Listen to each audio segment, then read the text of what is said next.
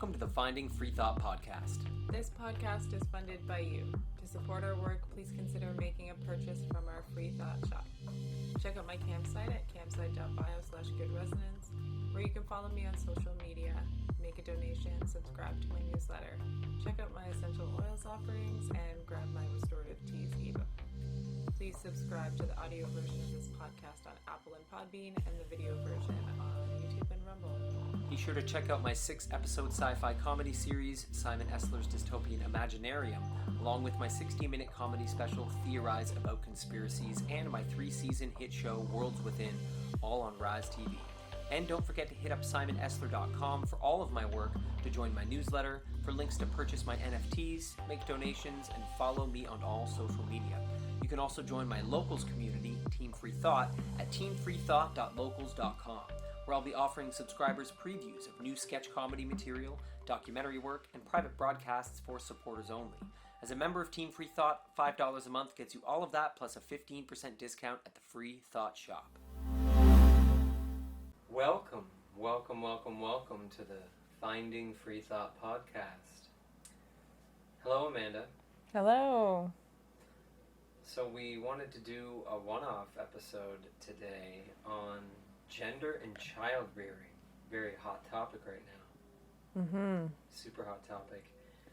It feels like there's a bit of a panic to indoctrinate right now. Like things have escalated recently quite intensely. It does feel that way. Right? Like in the media and the education And I don't system. think it's untrue. It does feel very true that things did get, they dialed it up. They did. Turned up the heat on the situation. But then again, a lot of different things feel accelerated. Well, so there's a lot to unpack here. So let's start with our term they and who we're talking about. They accelerated it because frankly, there is a large and very well-funded agenda that is using the space or the concept of gender, I should say, to steer our society in a very, very particular direction. Particular on one hand, extremely vague on another hand. Right? Well, it's a particular way, and very, funnily enough, like, you're right, it's both. Like, I guess there is that duality in it, that it is somehow such a narrow way of looking at it, yet it's so murky at the same time. Yes.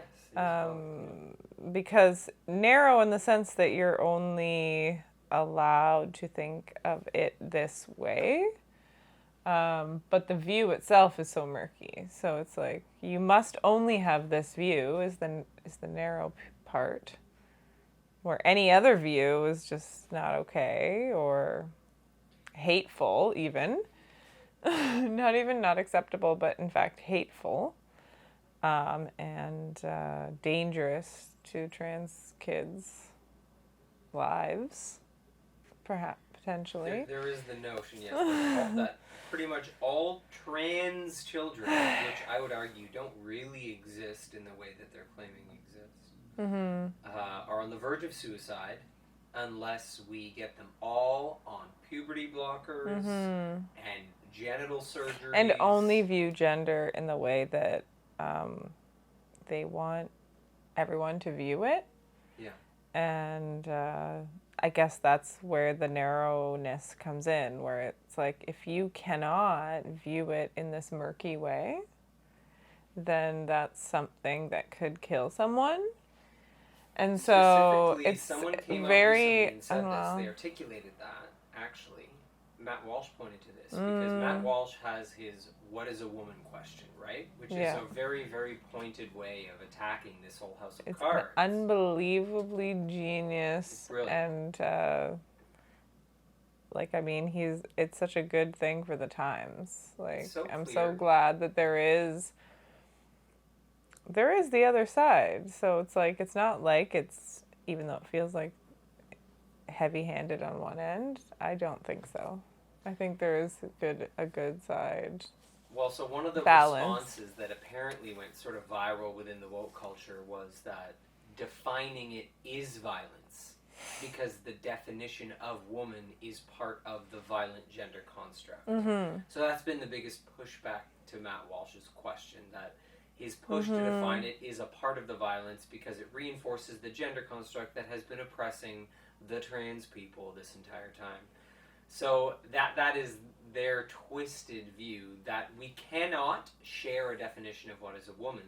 Now, let me get into also, very quickly, because I did want to get back to our concept of they and what we mean when we say they, because that's something worth unpacking. But before I forget, we can also now ask, what is a penis? Because very recently, a university, I want to say it's in Edinburgh, I shared it in my Telegram, we'll put the link in the notes for the show here, but pushing this idea that there are trans people giving birth through their penises. Oh, yes. And that there needs to be a change in education so that we talk to pregnant trans people about giving birth through their penis, and that to not talk about giving birth through their penis is actually offensive, and that we really need to catch up with the times here. So in much the same way, we can now ask, what is a penis? Because they don't want a definition for that either. Right? Biology is going out the window. And so we'll come back to this, I'm sure, but I wanted to plant that seed right now. But before we get really deep into that, this concept of they is important, I believe, because there is a concerted effort by malicious individuals and groups to truly attack our minds with this ideology, to attack our children with this ideology. That being said, as per usual, there's just well-meaning people caught up in that. You know? And so when I say they, I really think strongly about billion-dollar corporations like Disney promoting crazy woke campaigns. I think about the legacy media uplifting stories like the story of Desmond, the trans child who clearly seems to be in danger, in my opinion. Matt Walsh recently reported on that and showed that clip of Desmond making a joke about snorting ketamine. Mm-hmm. Now, you said there's some people question whether or not that's truly a valid video, but I think if you watch either that way, child's it doesn't journey, matter. The child is not in a look at the child. Just look at the child. Okay. Yeah, just look. Unless he also maybe has cancer or another illness of some kind, like maybe he's anemic, or maybe he has a deficiency or other problems that I don't know, like I didn't dig terribly deep, but he doesn't look well. He looks sick. He looks gaunt. And it is concerning. Like, I would assume if teachers saw a student like this at school regularly, and like depending on the demeanor as well, that there would be like some level of concern of health, like usually just basic levels of vitality, like a complexion that is like blood flow. From like a Chinese medicine perspective, it's just this child has unbelievable. Yes. Yeah. And so to me, I'm like, is the child sick? And you know, what's going on there? So I don't know, but either the child has like other issues, which could be the case, or there's like abuse, and this is not a natural path for this child. Well, let's be clear. I think there is abuse, period. Because I think what they're doing with this child is abusive. Yes, right? true. Like, no, I mean in addition to that. Yes. Like in addition to the trans thing, and like letting promoting your kid in that way too. Like it is very difficult for a parent, like for other parents, to understand what kind of a parent would do such a thing, right? What kind of a parent would have their child like performing in a gay bar, and then just say it's like their hobby, it's what they love to do. It's like, no, like even the trans community is concerned about that.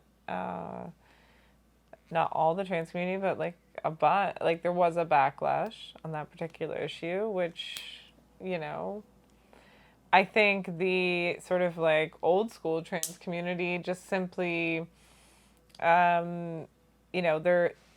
there's a consistent backlash there as well with the new version of gender and events. And, um, I don't think that trans people before, although they were victimized, but they were a very small number of the population. So, even statistically speaking, it's like, well, yeah, lots of people get murdered. But there were class things going on too, because you had Yeah. have always had a large portion of the trans population that is living extremely lower class lives, that they're For living sure. in poverty. For They're sure. struggling with mental health. For sure. So how much of that oppression is that they are trans, and how much of it is that they literally live in a ghetto with a bunch of prostitutes and drug addicts? Yes. And so, of course, Yes. there's... It's similar to the black thing, where it's like, is it because you're black, or is it because you are committing crimes? You're living a life of crime. So very similar, of course, personal responsibility, I think, has to trump everything. Yeah. It's like, again, even if we entertained their belief and narrative for a while and said, okay, fine, gender is whatever this you say, and some people can be misgendered at birth and given the wrong gender. Okay, well, then it's still your responsibility to accept the fact that something happened, and you're outside of the norm, and that doesn't mean that there's something inherently wrong with you, but it is your path. And so you're not a victim because you're born feeling like you're someone else, or you don't feel comfortable in your body, stuff like that. That is just your path. Yeah, you're still responsible. Yeah. So it's like, even if your parents were poor and you lived in the ghetto and all these things happened to you, it is awful, and there are victims in the world, but you can be victimized and not be a victim in your life. As you move about the world, on some level, we're all victimized in some way. And so I think that's what at least the trans people that I've known in my life and that I've worked with, there was never a desire to get more people to become trans or to get children to become trans. They never talked about children, that I could tell. They never talked about even when they were children. I don't think there can be a trans child. In fact, much like yes. So all the people that I've known, and again, I wouldn't call myself a total expert in it, but I have met, at least 20. Yeah, and have exposed myself. I have gone to the trans story time and experienced it for myself, and went and saw and was like, oh, what's this about? And I was like, this doesn't feel right. And so I didn't judge it outwardly. And in fact, I had my own, because I worked with people who were trans as well, was actually quite pro gender fluidity for people, and even for some kids, before I really got in the depths of my own kids. But I did have a lot of friends who were quite in the other end of it, and so quite heavily into, not wanting to gender their children at all until the child decided. Well, there's the couple here in Toronto that a friend of ours brought up today, who was notorious about raising their child. Was it Storm? I'm not sure. I don't recall. Something like that.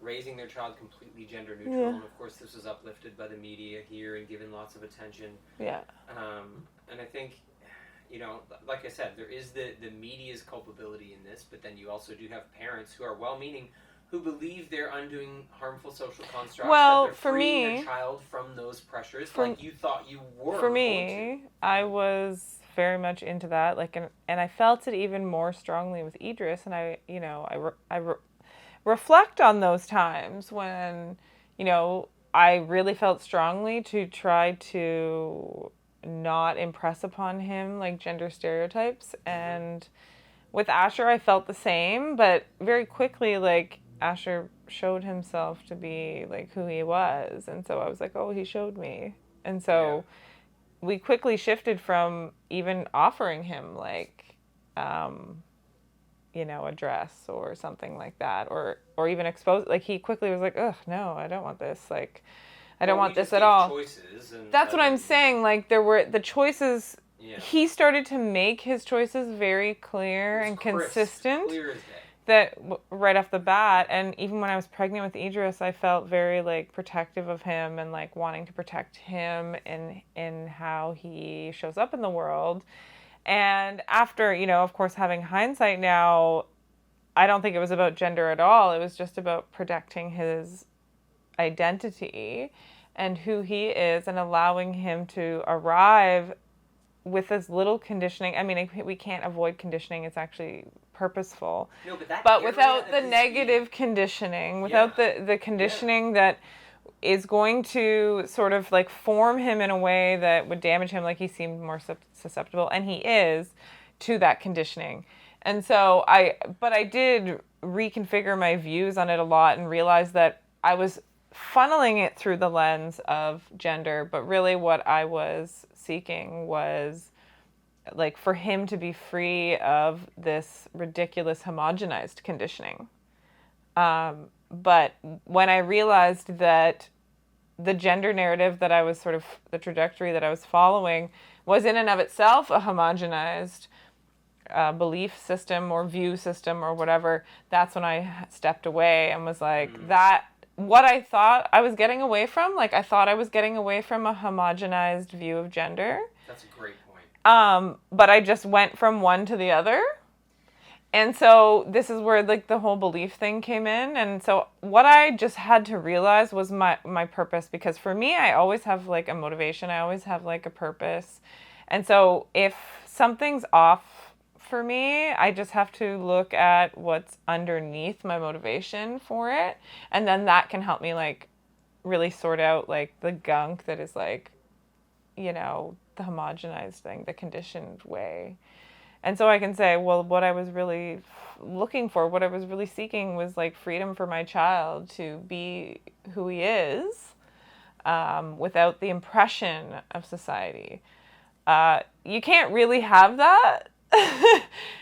And so that's part of it. That's part of that realization as well. But you know, knowing now more about his character and his design and how impressionable he is, it makes sense. And so, but I've taken now, you know, completely retracted myself out of that because, like I said, it was just also another all homogenized group.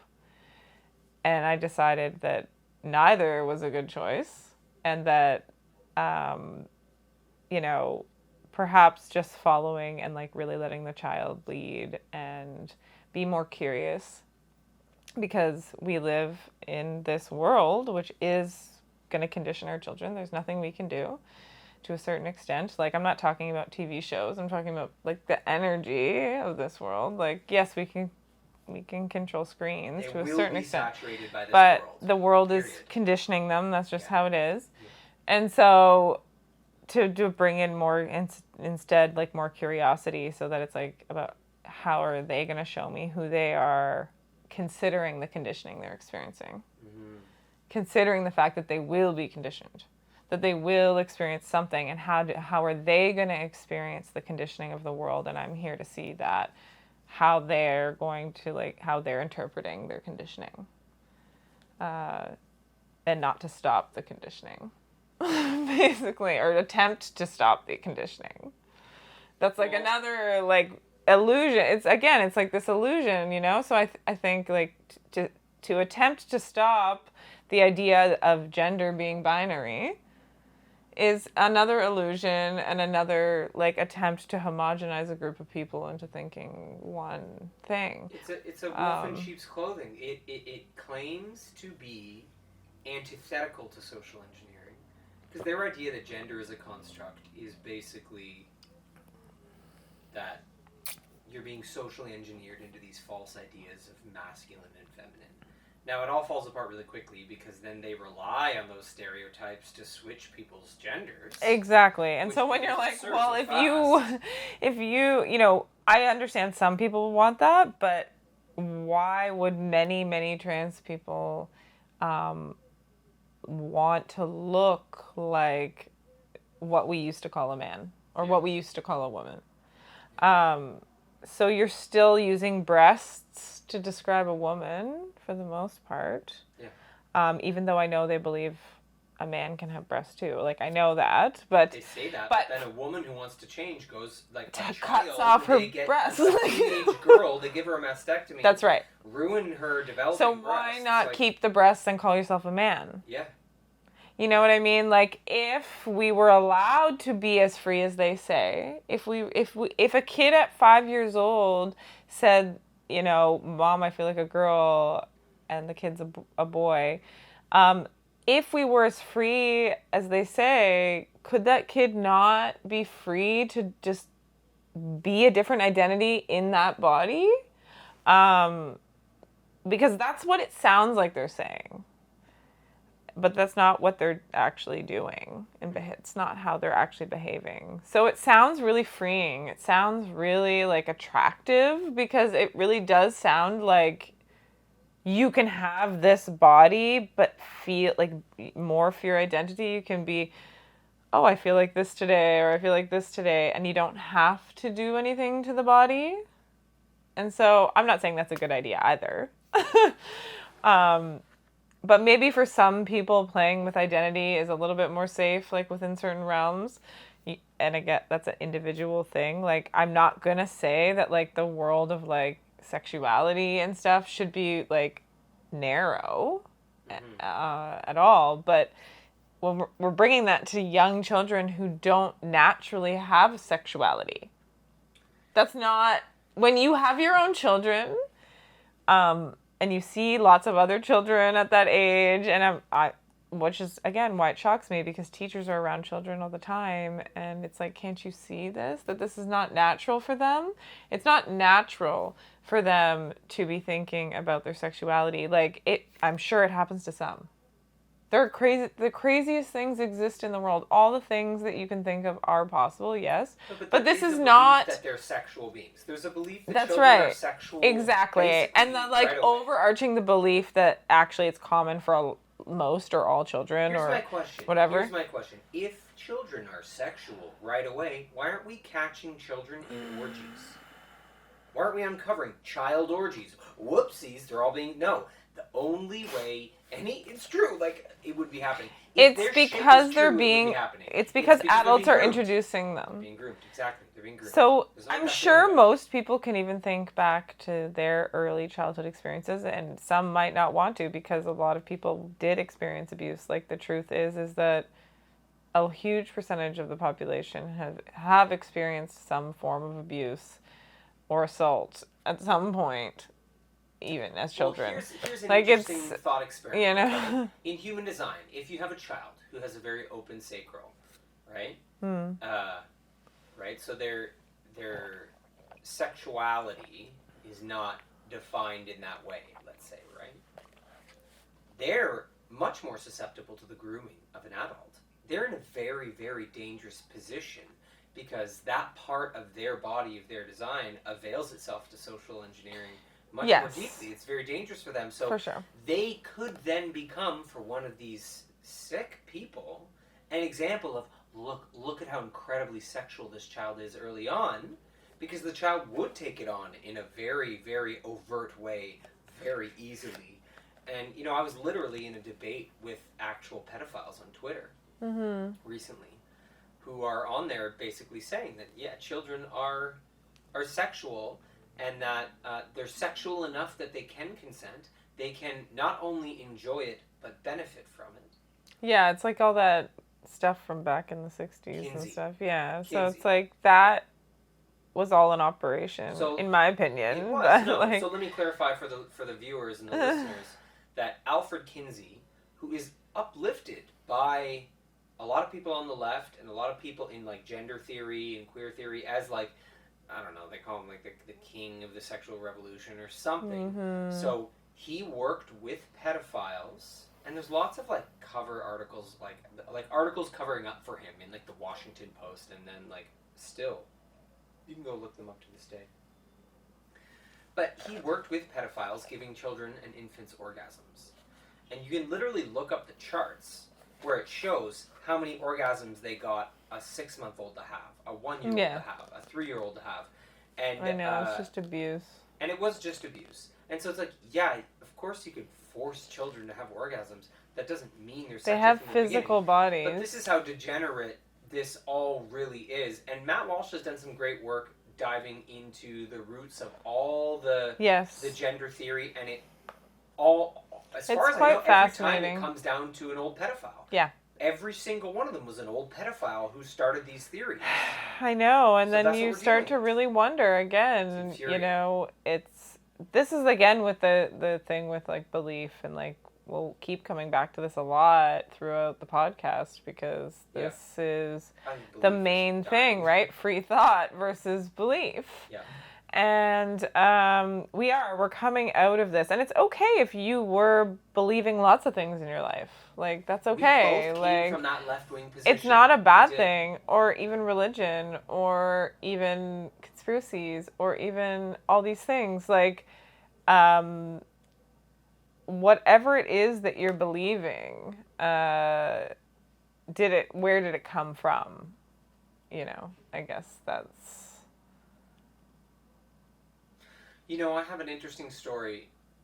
One of the things that really hit me when I was questioning gender in the way that the left currently does. You know, I was in a similar place to you, where I was like, yeah, let's deconstruct it. Like, masculinity seems kind of fucked up, femininity seems kind of fucked up. You know, it's like masculine strength is often portrayed through the dominance of women, and I saw some of these things that were destructive, and growing up I saw some of this being destructive. Like, I saw that the way the young men and boys around me were developing, I was like, why is there pressure to become corrupt in this masculine way? So there's these guys called the Yes Men. Do you remember the Yes Men? Mm-hmm.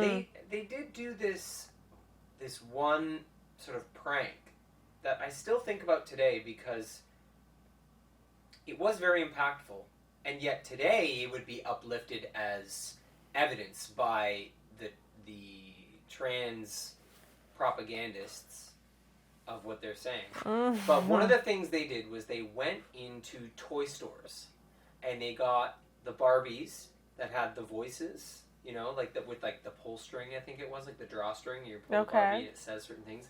Then they got the G.I. Joes with the drawstrings. They took them home. They took them apart.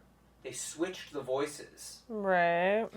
And then they reboxed them, put them back in the stores at Christmas time, so that a whole bunch of families went and they bought their sons these G.I. Joes and their daughters these Barbies. And so the Barbies were like, get in the tank, let's go. Whereas the G.I. Joes were saying, let's go get strawberry ice cream. And, you know, at the time I was like, that is fucking brilliant. That really does get people to question. It is brilliant. What are we pushing on young men and young women? What are we pushing on girls and boys? Is it true that we want girls to be thinking that they should be going to get strawberry ice cream? Like, is that an empowering way to look at the feminine? And so there is some truth to the bullshit ideas of masculine and feminine that were being propped up, right? So there are these gender constructs that are harmful. There's some truth to that. That's what I'm saying. But going from one homogenized view to another is insane.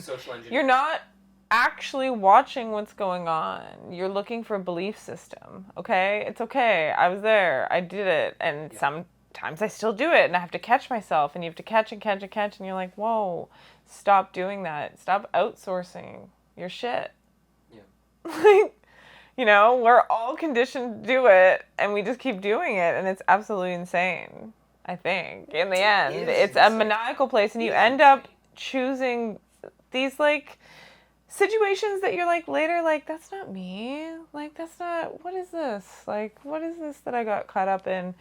And it is very powerful. So, you know, you can give yourself some credit because, like, the the homogenization and the pressure to conform to it is like, it's like a beast that you have to overcome.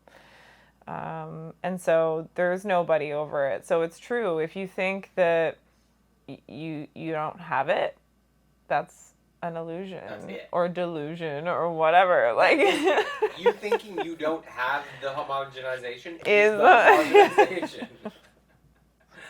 It's your mind. Well, so there's something else I wanted to touch on. Yes. That I think is really nuanced and super important. And I recently shared this article written by a gay employee of Disney. Right. So phenomenal. I really will include that in the notes of this episode for sure. And, he gets deep into his experience at Disney in them challenging the alleged "Don't Say Gay" bill. And I think this is really important to understand, that the transgender propaganda and the whole gender theory umbrella is actually anti-gay.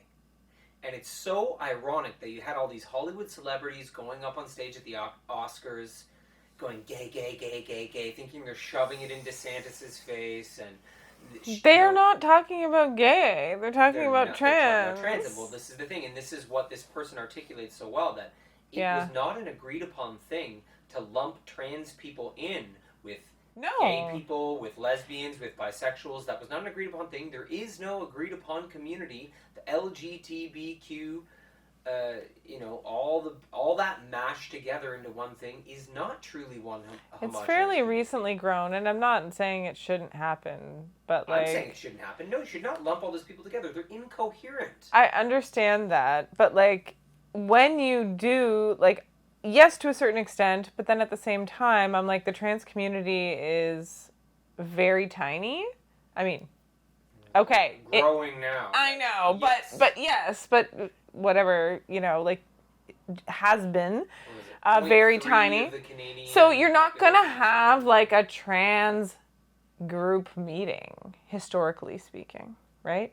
So I did see that connection, and I found it to be a very helpful connection for the people on the ground that I was working with, because they really didn't have a community because they were so rare. And so there was well, where do I go then? I'm just a lone trans person all by myself. Where's my people?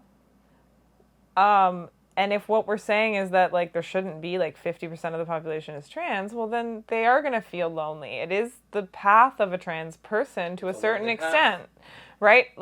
It is anyone who is against the culture that they live in. Yes. You can't get around that. And so I know it's a hard thing to handle, and they should have a lot of support for it. The true trans people should have that, because it is a very difficult, lonely thing. But at this point, we're progressing to a point where it's not a lonely path, because so many more people are becoming trans. And they have billion-dollar propaganda machines. So at this point, so coming back to what you're saying is that I don't necessarily agree or disagree with, I do feel like there's a pressure to create more, acronyms and add to the, 57 and 89 different gender options there are now. I think it's insane. But at the, when I just knew, just trans people, when I was working with them in the 2000s, it's they did get lumped into that community, because these people also had a different form of sexuality. And so I think because of that, it was just well, you also have a different... Outsiders, basically. You know what I mean? Because also trans men were gay. For the most part. Well, this gets back into the gay thing.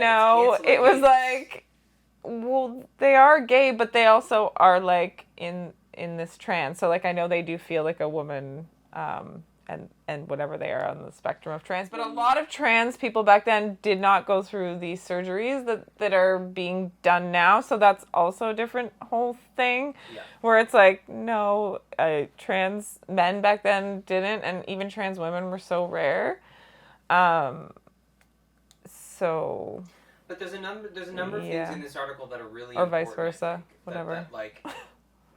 Yeah, it's sorry, I'm really trans man or trans woman, I can't remember. You know what I mean? But so back to this article, because what they talk about one of the really powerful things is young people who would have become just gay people. Like a young man, a boy who is effeminate and just likes boys. And is going to be a boy. And might just be a gay boy for a while and then later become a hetero man. That's actually a really normal path of development. And Osho talks about this in a really great way, that it's actually natural for men to go through a homosexual phase before they arrive in their heterosexual phase. Right? So these young men that were going to be gay are now being turned into trans people. This, again, to me, goes against what they're saying. So, like, if you really start to, like, you know, just get curious and, like, become more aware and ask more questions, and you start to see that, like, what they're saying still doesn't line up, right? So if what they're saying is true, that would be okay, right? Like, that would be a totally accepted thing, because fluidity, that to me represents fluidity. Fluidity is allowing the person to become what they are meant to become. Young people play with masculinity and femininity. Right. They have to. So, like, the language to me started to not match what I was seeing for me, where I was like, it's not fluid. It's very restricted. It's very forced. Yeah. It may be gray and confusing, but it's not fluid. It's not flowing. It's not allowed to flow into this realm and then back into this realm. And if you're gay, you're not allowed to talk about the trans this way. And if you're trans, and there's all of these sort of rigid control pathways. And so I'm like, I don't feel like they really want people to be in their individuality. I don't feel like that narrative, when I say they, I mean the narrative, the, like, pressure to choose your identity at the moment that you start to explore it. We all know that even your identity doesn't even really, you know, and who you are and your place in the world, even into your, like, late 20s, like mid-late 20s. So it's like there's so much going on in your development, and even the path of a human being and the process of developing consciousness and, like, body consciousness and, like, coming to realization and then, like, developing. What happens to all of that process when you intervene with medication to stop biochemical processes from happening? That build not just a body, you know, like, and I think that's what bothers me too, is, like, you're now separating the body and the spirit and the body and the mind and the concept that you can in a way that is the wrong body. This is fundamentally wrong. This is fundamentally wrong. No, you cannot be born in the wrong body. This is not true. You now just have a difficult path that is, like, very rarely walked, and it is a very difficult one, right? So it's like you're puberty feeling weird. You're like, ooh, puberty feels weird for me. I like guess everyone. I'm the wrong gender. What? And this is happening to young women, of course, more. There's been a 4,000% increase in young women identifying as men. That's huge, the really scary one. Freaky problem. Freaky problem for our species to be able to propagate. We have a serious problem with fertility being attacked. Here in Canada, it's become very, very extreme. I would say we've reached extremes here in Canada that have yet to be reached in other places in the world. If you look at the way Canada is dealing with it, the mass increase in trans people in Canada, they recently came out with a census here. It's like the first census that actually records trans identities here in Canada. And it's quite a large percentage, a freakily large percentage. And the other aspect here in Canada is the conversion therapy laws, which have become so violent that if a child identifies differently than the body they were born in, quote unquote, which I question fundamentally as a thing even, but let's say they're in the school system. Let's say you have a young girl, a 6-year-old girl, who says now that she's been exposed to all this gender ideology in her classroom, says she feels like a boy. If she goes home and her parents set her up with anyone to talk about her actually being a girl, to connect her in any way with her actual biological identity, those parents can be fined and arrested for up to 5 years here in Canada, and it can be called conversion therapy. So here in Canada, They have committed by law to the idea that once a child chooses, it's over. That's it. That's their identity now. You can't switch it back. There is, like you said, there's no fluidity. Zero fluidity. So they talk about escaping the construct and like we're escaping the masculine. I know, it sounds construct. Good. It sounds good. Sounds like you're escaping social engineering. But sounds in fact, freeing. By law here in Canada, it's extremely restrictive. And once a child gets caught up in that, they're actually legally getting locked in because their parents have lost the power to protect them here. Yeah. So it's, again, you're like, did it warrant this? Right? Was it so bad that it warranted this level of control and interference in, the psychological and biological development of the human organism as it is? Like, obviously there's something psychological going on if the kid is feeling this way, and like everyone has lots of different things. Obviously the media and the general narrative and the schools and here in Canada the curriculum, and it's very difficult now with even with corporations. It's everywhere you go, and our kids are exposed to it as well. So that's why I think, being afraid of it is not an option either. Mm-hmm. Even though it might make you feel like you're going to throw up or cringe, like, into space because it's so awful. Yeah.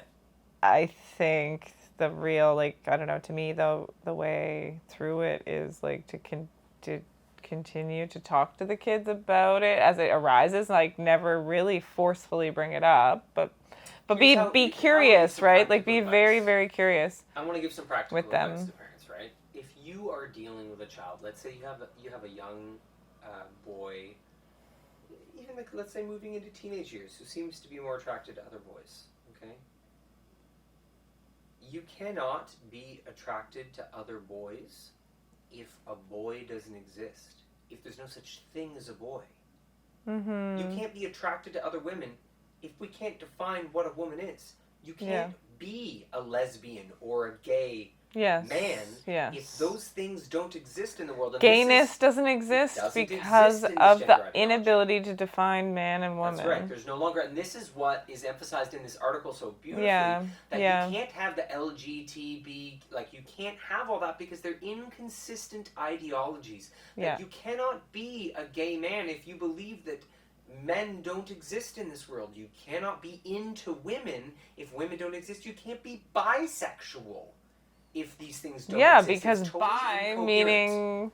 Bi what? Well... Bisexual. You can't be bisexual. The binary? The binary. Right? So you see, like, LGTB. The B is binary, but they're saying the binary doesn't exist, so they're telling you that bi people don't exist.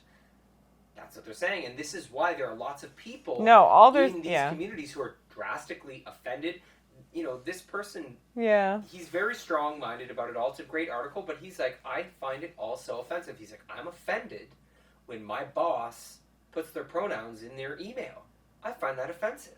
Yeah. I find that to be ideologically offensive. It's homophobic. And so this article also has a number of really great statements from gay and lesbian organizations that are speaking out against gender ideology, who have identified it as homophobic. And it's very nuanced because they say that, they support the bill that DeSantis put forward in Florida. They are in support of it.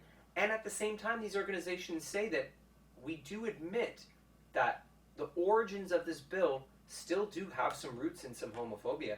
There are still some right-wing people that are homophobic. There is that.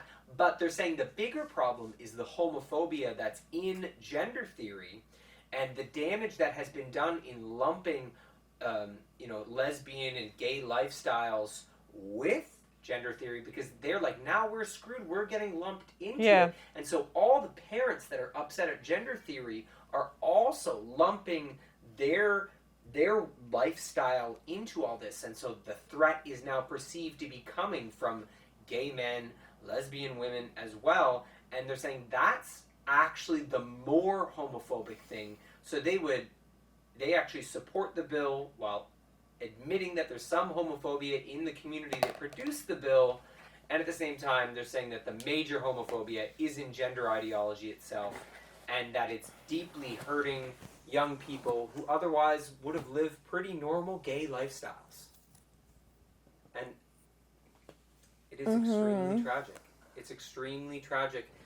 And I, admittedly, until I read that article, I really didn't think about it canceling out young gay people. I had not perceived the homophobia within gender theory and how violently it was removing the option to just be a gay or lesbian young person. And now it is, and they're all being transformed into trans people now. So if they're effeminate men, they must be women. If they're masculine women, they must be men. And they're being tricky. robbed of that entirely, and it's deeply, deeply wrong. So, I would say that if you're raising a child who ends up in that place, you can undo the gender ideology by sticking to the notion that they could just be gay. By admitting that men and women do exist, and that we're not dealing with a singular path to collective freedom that demands we be definition free when it comes to men and women. And this idea that is violence itself, this is absurd. I stand by the notion that violence is not something that happens through language in the way that the left claims. That we're not dealing with words and ideologies being violence in the way that they accuse people of. This is why Twitter's become such a mess, right? Because words can be violence, and so they can cancel anyone for saying anything on Twitter. It's maniacal, truly, truly, truly. So is there anything else that you wanted to nail down for the good people? We're coming to the end of our show today. We both had lots of different rants that we wanted to get off our chest on this. I really encourage There's a lot to say. There's a ton to say. We'll probably do more on this, but read the article from the Disney employee. It is very eye-opening, and it's one of the first times where I've read gay and lesbian advocates openly saying, we stand with the conservatives on this.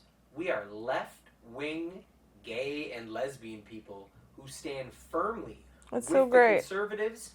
We want to protect children. We are against all of this. That is phenomenal. That destroys this billion-dollar propaganda machine that is shoving, and it's really not it's not transsexual anything.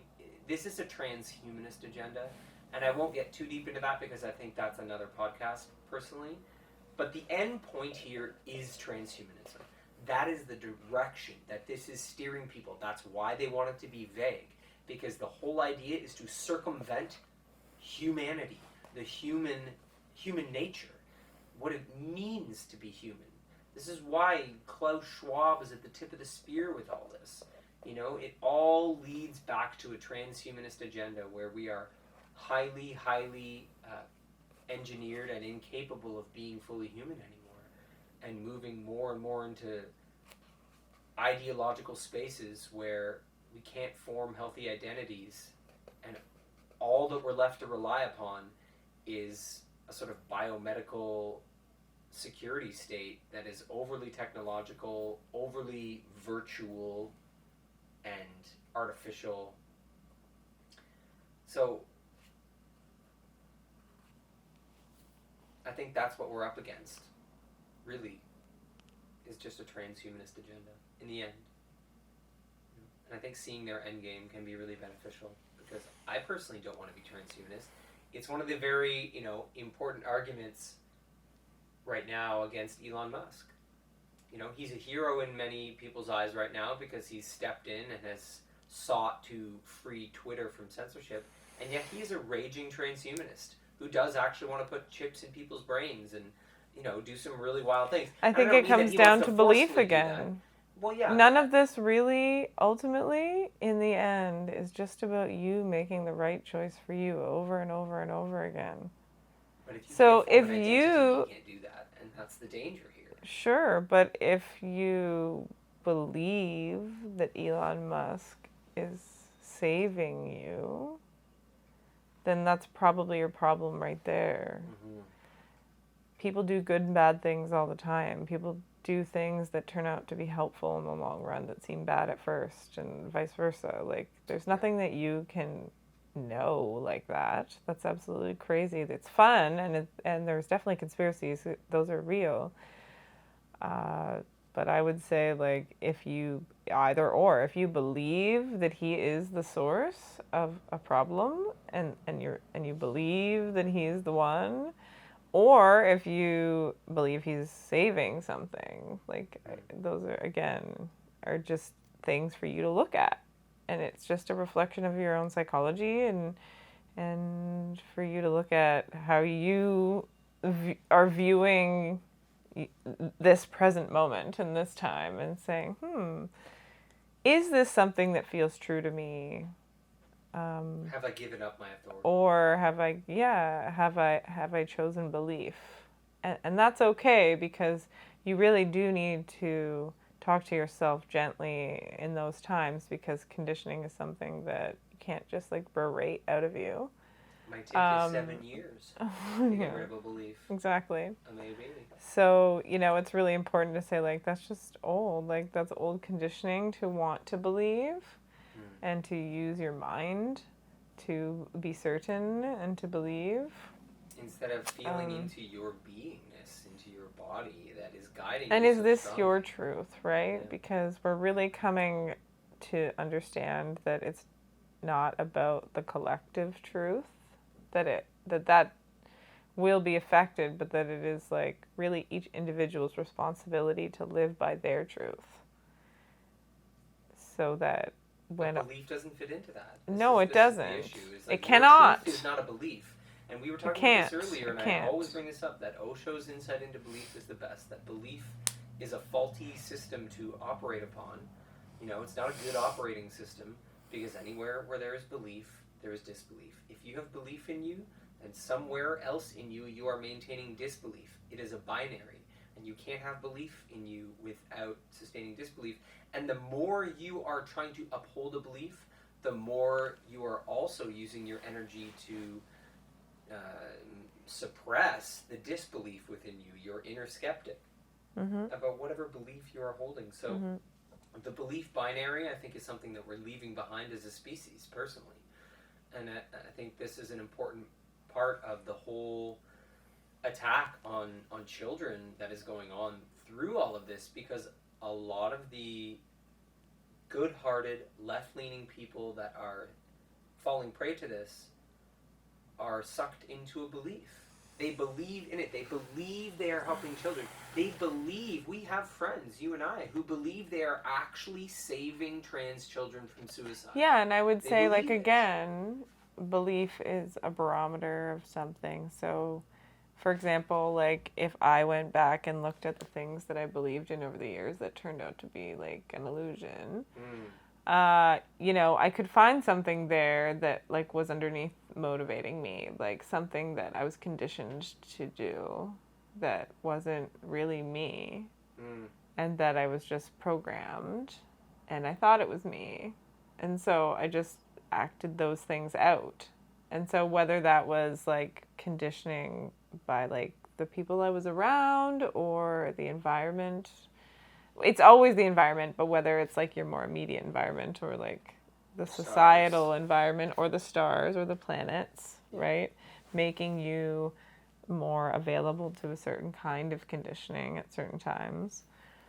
That, like, if you're looking at belief, it can just show you, again, like, it can bring your awareness to a place where you were trying to be sure or you were trying to feel secure.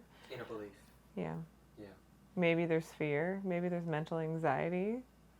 Beliefs can create maybe there's the need for acceptance. There's the need to belong. There's, there is, like, we can go into this another time too, but the, like, purpose of, like, having those pressures that try to, like, homogenize us or condition us, the purpose of those things. Great, Because it's incredible purpose. really, Very, like, very- easy for people to be like, you project on me, and, you know, They I think that's another thing as they well. were a driving force in our life path. So to go deeper into those things, I think we've just been a little bit too surface level, like myself included, in all of these things and issues in our lives.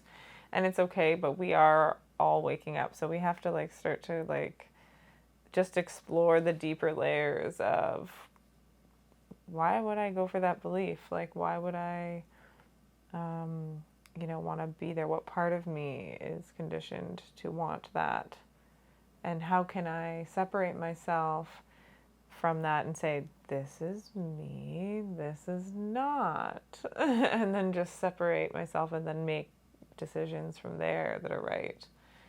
Instead of just going, oh, that sounds like a good idea. I can see that. And you're not, there's a lot of factors. So, But knowing the not self is knowing the self. That's what we're coming to now. If you don't know the part of you that's not you, if you haven't sorted out what's not you, then you don't know you. Yeah. It works together, but there is a process. It does help when you know yourself first, and then you look at the not self. Mm-hmm. That can be a way, but anyway, yeah. Yeah, another rabbit hole to get into. Conditioning is a lot. But There's a lot to do. But it's very relevant because this is what's being robbed from children, is the ability to know themselves. Yeah. And to be shown themselves and allowed to, and be reflected and allowed to be truly, like, fluid in a sense. Not fluid like they're talking about. Not gender fluid. No. And truly, if their whole system of acceptance was really, like, naturally revealing all these people that were going to be trans, they were so oppressed, and finally we've changed the laws and the schooling so that they can reveal themselves. So what, like, other countries in the world have millions of hidden trans people? Yeah. Let me just say, fuck off. Third world countries. Well, we'll see, because Matt Walsh's documentary will come out and will definitely reveal that in third world countries they think that's absolutely fucking ridiculous, and that there's only men and women here. So I don't know where you're coming from in North America, but the way or the Western world. The way that gender ideology abuses, like, other cultures and, like, native people's idea of being two-spirited. Yes, they definitely take it. Yeah. They abuse it because all these ancient cultures have very firm and well-defined notions of masculine and feminine. They do not throw all that out. They don't. Not all of that is gone. When someone is two-spirited in a particular, in that way, it doesn't mean there's no masculine and feminine. It means there's both. And there's still things that are, there's still concepts that are defined. So, yeah. Well, many things that we want to pick up on in future episodes.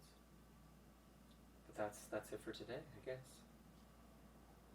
It's good. I like that. Thank you to everyone who tuned in to this particular episode. This was not part of any of our larger series. It was just a conversation Amanda and I needed to have. Yeah. Good to do. Yes, please subscribe to the podcast wherever you're listening, whether that's on video or audio, and follow us on all the social medias, and you can access all my work at simonessler.com. Where do you want people to find you, Amanda? Well, for now, I'm still on Instagram at Good Resonance. So find me there. I'm very heavily blocked, so we'll see what happens. But that's where I am hanging out most of the time in my stories. Yeah, for now. So until there's a that's better my version place. of Instagram. Someone needs to make a non-censorship version of Instagram. So yeah, Great. see you there. Thanks for tuning in, everyone. We will see you next time.